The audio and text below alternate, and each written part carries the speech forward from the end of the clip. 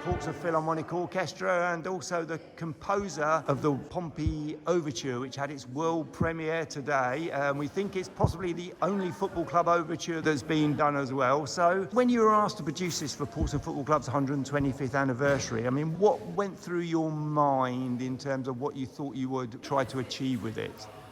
Well, I wanted it to be upbeat, and so I thought of the chimes that are used for the Pompey chorus, and thought, well, that would definitely have to go in, but it could be perhaps put in the middle of a jaunty tune so that it kept on coming through as it does in many people's lives. And I thought too, at one stage, well, sometimes they don't win, it's just occasionally. So I put in the melody upside down at one stage. I don't know whether anyone would have heard that, but I knew it was there. And I slowed it down a bit and made it sound a little bit thoughtful, but ended on a high, I hope.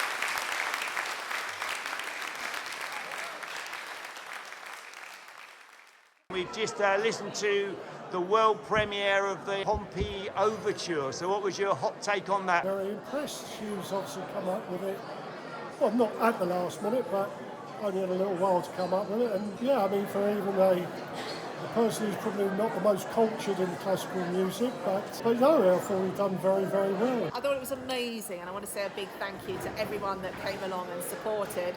We were treated to some absolute classics, but we had the world premiere of a new Pompey theme, which was incredible. It was a mashup of all of the tunes that we love, with a sort of festive sprinkling.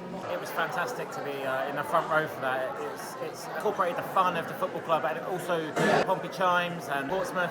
The key bits that you think of when you think of Portsmouth musically, incorporated those and added something extra. It was absolutely fantastic. I thought it was fabulous. There was, I think, at least 2 recognisable songs from within it, and it just brought the audience alive. So yeah, I hope it's the first. I know it's the first, but I hope it's not the last time we hear it played.